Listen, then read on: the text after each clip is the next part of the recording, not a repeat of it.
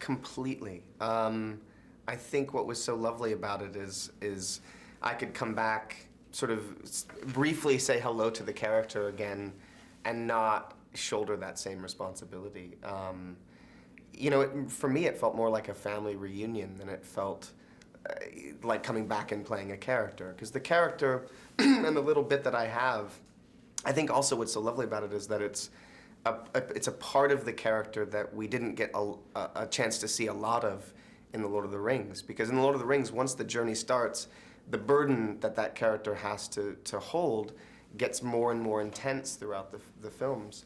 And we don't get to see the innocent Frodo as much.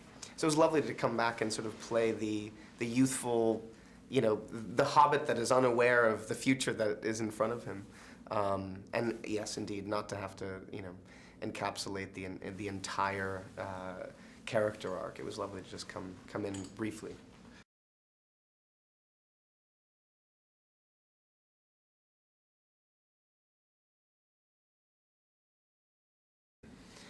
It was incredible to go back to Hobbiton. What hit me is that I had turned 19 the first time that we shot in Hobbiton in 2000.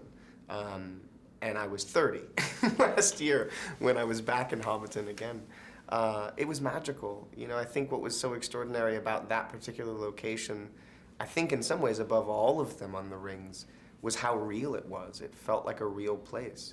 And this time around, they actually rebuilt with permanent materials so that when, from now on, people can go and visit the location exactly as it was in the film.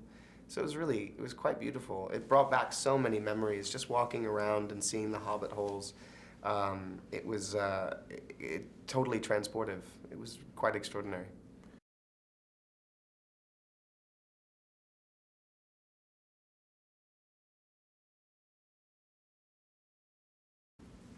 Well, I think Frodo was born with a sense of interest in adventure. And I think part of that is because of the fact that Bilbo raised him. So I think Bilbo raised him with an interest in the outside world, which is not typical to hobbits.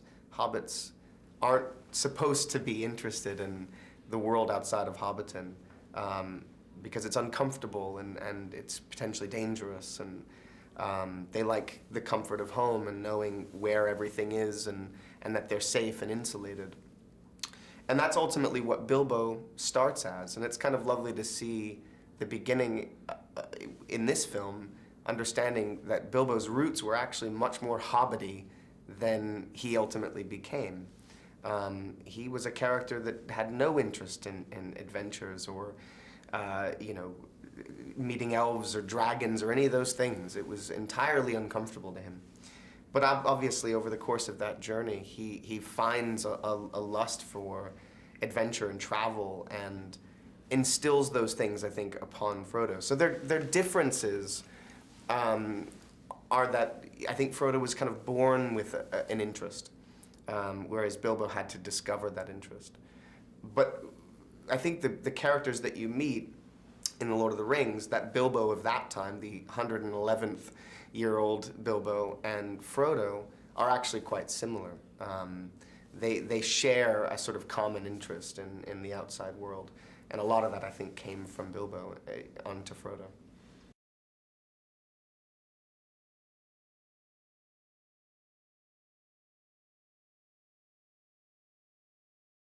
Martin's incredible. I remember hearing that Martin was potentially going to be cast to play Bilbo, and I couldn't imagine anyone more perfectly suited for the character. I'm a fan of Martin's work, and I have been for years as an actor. I think he's a brilliant dramatic actor, but also a brilliant comedic actor.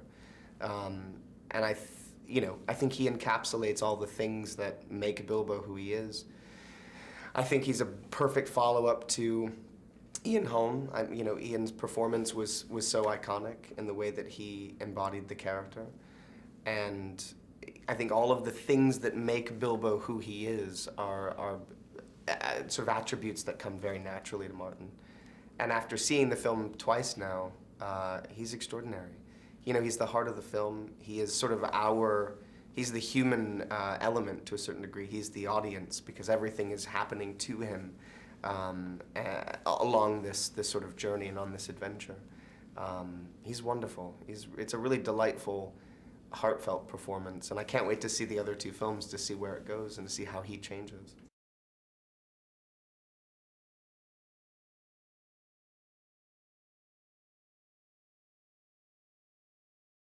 It was incredible. I mean, Pete, I feel fortunate to have had those experiences making Lord of the Rings because Pete feels like family now. Going back to New Zealand feels like going home. So getting a chance to work with Pete again as a director was a treat. You know, in a lot of ways, it felt like no time had passed.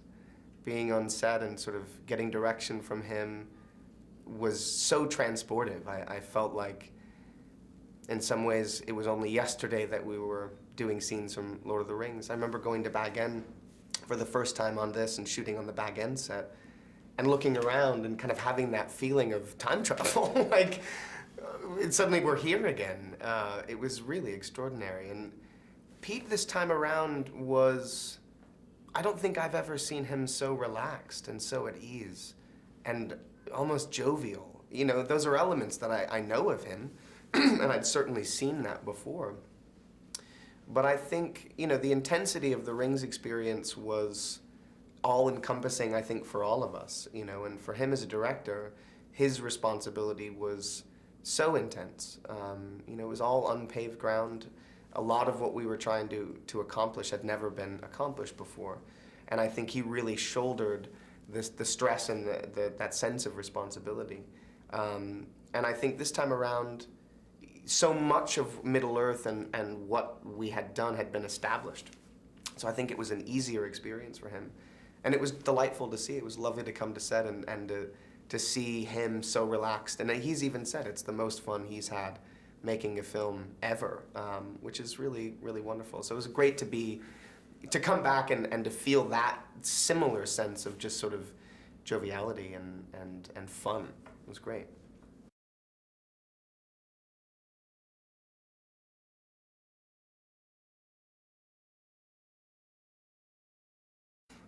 I think the film's incredible. I think I feel so grateful to be included, obviously, but also to have the ability to be objective. Obviously, with the first three Lord of the Rings films, you know, all of us were in the films, you know, in a very significant way, and you know, Frodo's journey was a significant element of those films. This time around, I was barely there for shooting. You know, they shot for 18 months and I was there for a month. I shot 3 days in New Zealand. So I actually was able to look at the movie from an objective perspective because I wasn't there for most of it. And that was so much fun. I didn't get that same experience on Rings because it was tied to so much of our experience collectively. So this time around, you know, it was just a pure joy and I got to see it sort of as a fan. The film is incredible. You know, it's. I think the technology's certainly moved forward. The work that Weta Digital have done is extraordinary. Peter, as a director, you know, there's a confidence. There are flourishes within the context of the film that are breathtaking and extraordinary. And he's made a very transportive, immersive film. And I think the 48 frames to a certain degree helps with that in the 3D. But the storytelling is also extremely immersive. It's an amazing experience. You really feel like you've kind of gone through something at the end of the film. And it leaves you with a very intense yearning for the next film. You want to see where it's going to go. It's very much a kind of beginning of the journey sort of film, yet a lot happens. It's kind of relentless. It's you know, once they leave Hobbiton, it sort of doesn't stop. It's one incredible thing that happens to them after another. It leaves you sort of exhausted in a really good way. It's awesome.